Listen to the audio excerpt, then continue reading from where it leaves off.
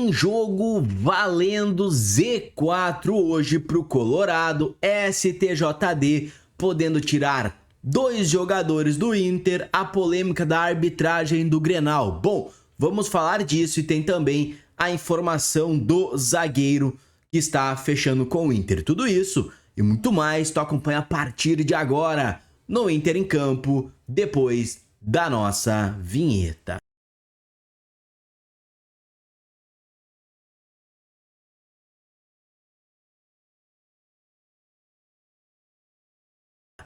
Bom, é vencer ou continuar no buraco. Inter encara o Remo para sair do Z4, tá? Bom, antes da gente começar com esse giro de informações, o canal tá com uma parceria com a Netshoes por 3 camisetas aí de passeio do Inter. As camisetas vão estar aqui na aba Produtos ou mais embaixo aqui na descrição do vídeo. Dá uma olhadinha, são camisetas para te usar no dia a dia, para passear, enfim. Não são camisetas de jogo, são camisetas de passeio aí oficializadas pelo Colorado, tá certo? O Inter volta a campo, né, hoje à noite, 19 horas, no Mangueirão, lá em Belém, para enfrentar o Remo pelo Campeonato Brasileiro. Vamos falar a verdade. Falando de Campeonato Brasileiro, a situação não tá boa, né? Em 3 rodadas, o Inter somou apenas 1 ponto e, bom, precisa vencer, né, para tentar respirar e deixar a zona de rebaixamento, ok? 3 rodadas, né? De repente o time começa a vencer e, bom, aí é outra conversa. Mas é muito importante essa vitória do Inter, tá? Mas o ponto que muita gente tá discutindo que envolve esse jogo, mesmo com o Grenal 450, né? A ida do final do Gauchão no domingo, o Inter vai tratar sim o Brasileirão como prioridade, tá? E a promessa para a partida é de força máxima. Aí entram 2 boas notícias. Johan Carboneiro volta à equipe, Paulinho Paia também, depois de ficarem fora das semifinais, né, do Gauchão por problemas físicos, eles vão estar aptos a jogar aí novamente pelo Inter. As más notícias e preocupante que 3 jogadores não viajaram, tá? Foi o Vitor Gabriel, que já está se recuperando de uma lesão, tá? O Bruno Tabata também iniciou o retreinamento, né, para voltar a jogar. E o Benjamin Arrim está recuperado, mas não viajou por causa do limite de 9 estrangeiros, né, regulamentação da CBF. Bom, cara, é uma partida pro Inter vencer, convencer e fazer pontos, tá? Nada mais nos importa do que pontuar. Os 3 pontos são primordial pro Inter dar aquele salto na tabela. Ok, é começo de campeonato, mas estar na zona de rebaixamento não é uma boa situação, porque a gente sabe que o Campeonato Brasileiro é muito traiçoeiro, né? Há pouco estamos aí com 10 rodadas e brigando na mesma zona. Não, tem que vencer, deixar para trás e tirar esse peso dos jogadores e da comissão técnica, tá? A gente teve adversários duríssimos, tá? Tirando o Atlético Paranaense em casa, que eu acho que o Inter poderia ter somado os primeiros 3 pontos, tá? Tanto Flamengo quanto Palmeiras são as 2 equipes financeiramente falando, mais poderosas do Brasil, o Inter, né? Então teve essas pedreiras, né? Um campeonato muito duro aí pro começo do Inter. Eu quero a tua opinião sobre essa partida de hoje à noite aqui nos comentários, porque tem o STJD na área. Carboneiro e Tabata podem virar baixa por algumas rodadas, tá? Bom, isso aqui pode mexer direto com a sequência dos campeonatos. O Inter pode ter 2 baixas pesadas no Brasileirão por punições, tá?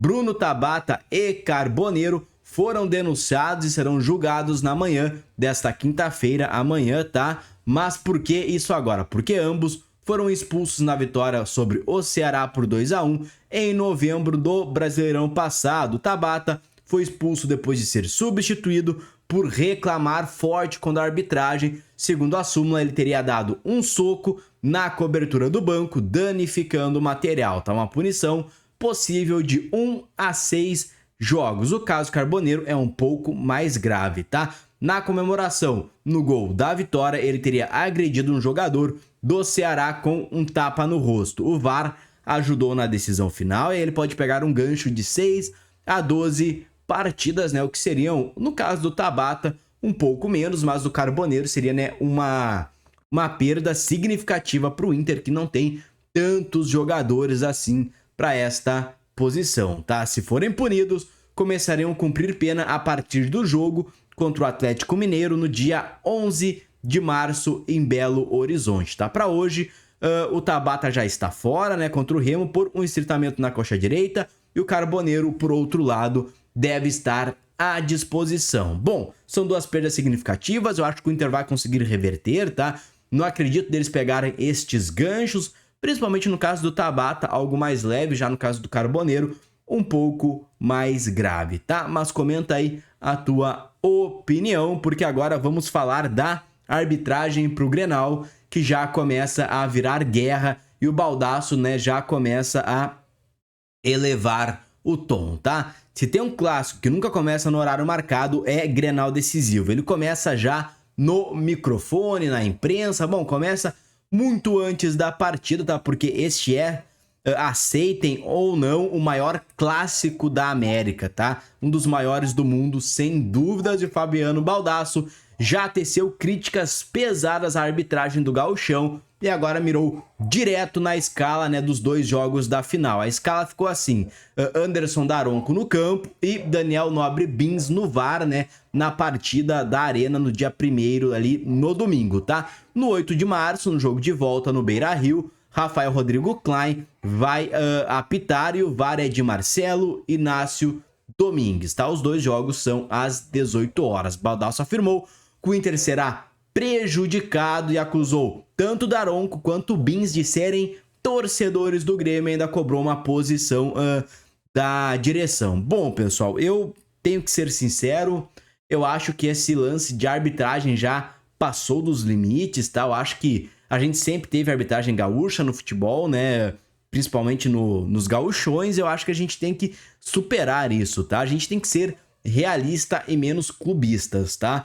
Tanto o Inter quanto o Grêmio, ambos acontecem às vezes de serem prejudicados pela arbitragem. Eu não acredito que seja um roubo, tá? Eu boto mais na conta de uma arbitragem ruim mesmo, tá? Então, eu acho que todo esse alvoroço que se faz antes da partida deixa o árbitro com medo de errar e no medo de errar ele acaba errando, tá? Eu acho que já tá definido, vai ser assim, eu acho que a gente tem que começar a superar isso da arbitragem, tá? Porque a gente sabe que a arbitragem no Brasil, de um modo geral, ela é fraca, tá? Então os erros que acontecem não são por clubismo, na minha opinião, tá? São por árbitros fracos. E bom, e o Daronco e o Daniel Bins estão ali na elite do futebol gaúcho, digamos assim, no quesito arbitragem, então naturalmente eles seriam escalados, tá? Eu não acredito que exista um plano sendo arquitetado, que nem o Baldasso fala, pro Grêmio ganhar o Gauchão, até porque eu acredito que o Inter, né, está no melhor momento, com mais chances de ser campeão, então acho que não tem um plano sendo arquitetado, acho que o Baldasso às vezes se perde um pouco no personagem, vira até algo caricato, né?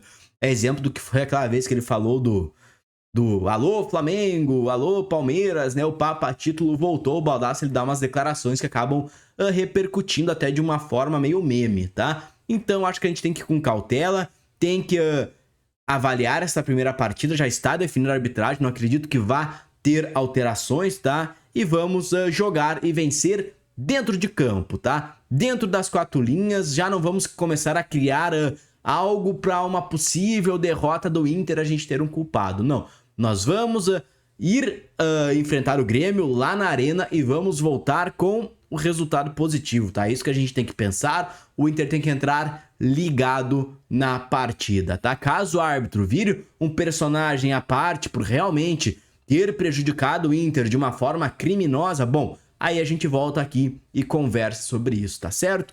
Deixa a tua opinião sobre todo esse alvoroço que se faz, tanto na parte do Inter quanto na parte do Grêmio, que, por exemplo, chegou a pedir arbitragem de fora para apitar, né, esta partida. O que tu pensa disso tudo, tá? Comenta aqui embaixo, porque o Inter corre contra o tempo e estaria, assim, sonhando com Diego Carlos, tá? Que seria o reforço na defesa pro Inter, né? E na janela que se encerra agora no dia 13 de março, o Inter teria negociações aí para trazer um novo zagueiro. Internamente, a avaliação é clara, tá? O setor defensivo está carente de um zagueiro e o grande sonho apontado seria, sim, Diego Carlos, zagueiro experiente, 32 anos, com passagens por seleção brasileira, tá?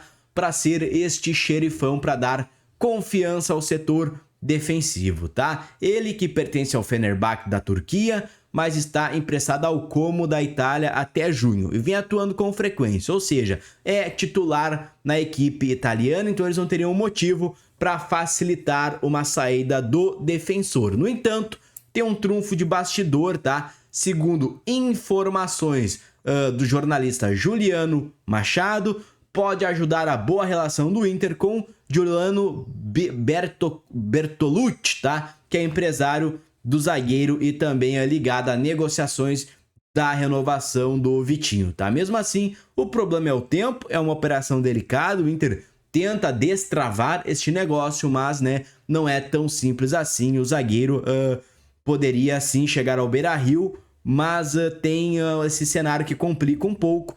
Espero que o Inter esteja trabalhando em duas frentes, né? Afinal de contas, se não fechar com o Diego Carlos, não vai dar tempo de abrir negociação por outro zagueiro, tá? Então acredito que tem um plano A e um plano B nesse cenário, a gente tem que aguardar, tá certo?